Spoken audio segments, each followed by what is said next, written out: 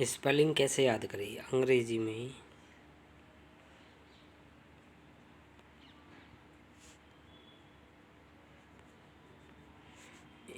Spelling कैसे याद की जाए?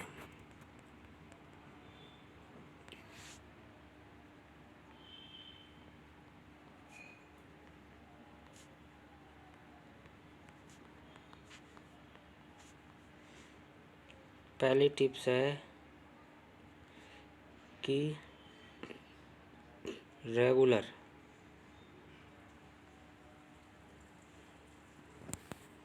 कम से कम 10 से 15 के बीच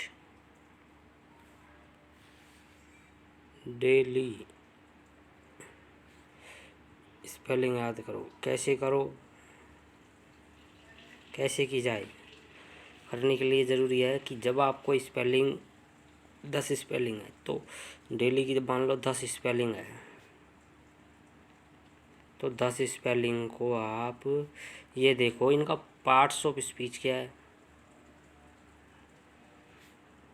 याद करना है। तरीके से करो कि पहले है पार्ट्स ऑफ स्पीच क्या है, कि कोई एडवर्ब है, कि कोई प्रपोजिशन है, कि जो स्पेलिंग हम याद कर रहे हैं उसका क्या अर्थ है, उसका पार्ट्स ऑफ स्पीच क्या है। दूसरा है कि लिखकर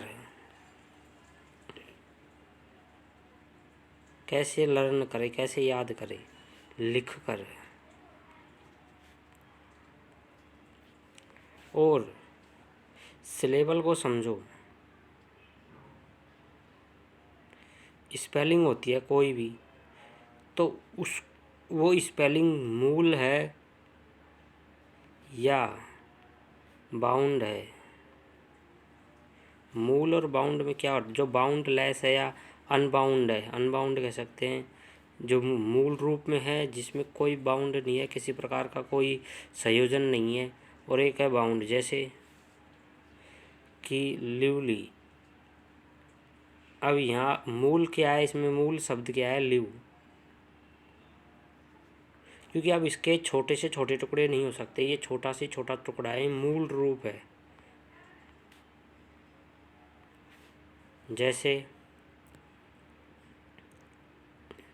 आप बहुवचन करते हैं हम, जैसे गर्ल है, इसमें हम गर्ल्स कर देते हैं। तो इनको पहचानो। जब कोई शब्द याद रटना नहीं है, शब्द को समझना है फिर याद करना है। तभी तो मैं कह रहा हूँ कि पार्ट्स ऑफ स्पीच समझ के फिर याद करो। मेन चीज़ है पार्ट्स ऑफ स्पीच समझने के बाद याद करो। जैसे इसमें एस लग रहा है तो इसका मूल वर्ड क्या है, गर्ल। मूल वर्ड है गर्ल, इसमें एस जोड़ा गया है कि बहुवचन बनाने के लिए। तो इस तरीके से, जैसे एडजेक्टिव है, विशेषण शब्द,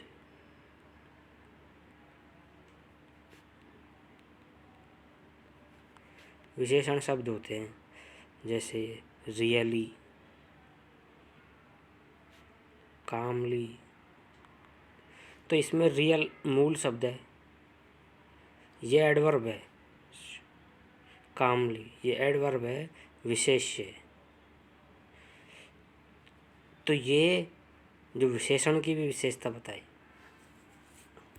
रियली में रियल मूल वर्ड है, यहाँ काम है, तो ये इनका अब टुकड़े नहीं हो सकते। ये एल वाई अठाने के बाद अब इनकी मूल रूप यही रहेगा, इससे ज़्यादा छोटे टुकड़े नहीं हो सकते।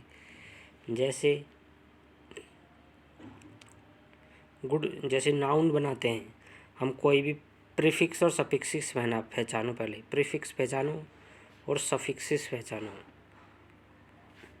पूर्वसर्ग, उपसर्ग कह सकते हैं, उपसर्ग या प्रत्यय। कि यदि कोई वर्ड जिसमें प्रीफिक्स लगाए या सफिक्स लगाए, पूर्वसर्ग या प्रत्यय, उपसर्ग या प्रत्यय, तो प्रीफिक्स सफिक्सिस पहचानो। जैसे अभी मैंने गुडली, गुडनेस, ये एडजेक्टिव है, गुड में नेस लगा दिया, नाउन बन गया।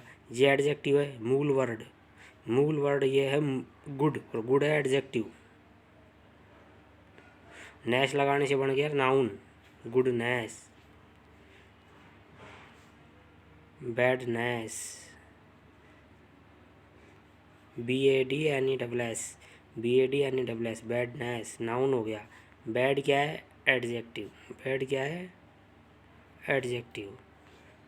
जैसे एडवर्ब में LY लगता है, जिस तरीके से एडजेक्टिव बनते हैं नाउन से, जैसे ये विशेषण से नाउन बन रहा है, तो ये सफिक्स लग रहा है, सफिक्स जो बाद में लगते हैं। अब उपसर्ग भी लगते हैं, प्रीफिक्स भी लगते हैं। जैसे अननोन, नॉन शब्द है मूल वर्ब का, इसमें लग गया अन। अननेसेसरी, अननेसेसरी, अननोन, तो इस तरह के अन काफ़ी ऐसे वर्ड है जो प्रीफिक्स होते हैं।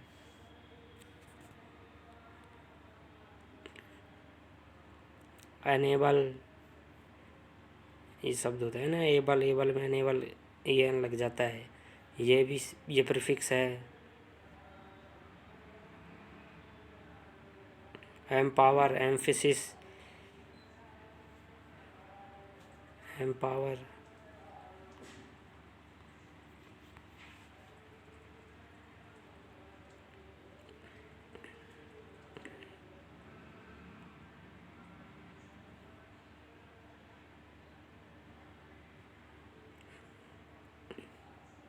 जैसे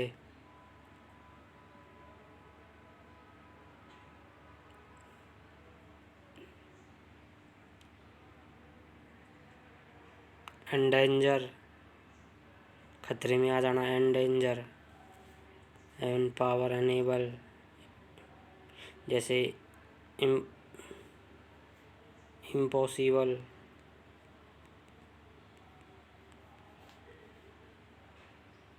इनसे काफ़ी शब्द बनते हैं। इम्पॉसिबल ये प्रीफिक्स है सब, और इसमें देखो सफिक्स भी है, IBLE, इसमें प्रीफिक्स भी है सफिक्स भी है, तो दोनों एक साथ एक वर्ड में आ सकते हैं।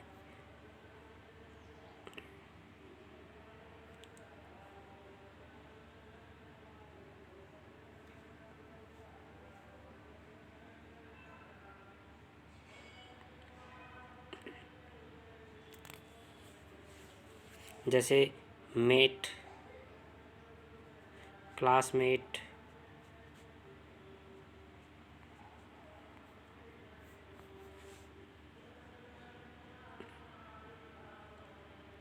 तो बहुत सारी ऐसे शब्द है जो सफिक्स और प्रीफिक्स, इनको पहचानो।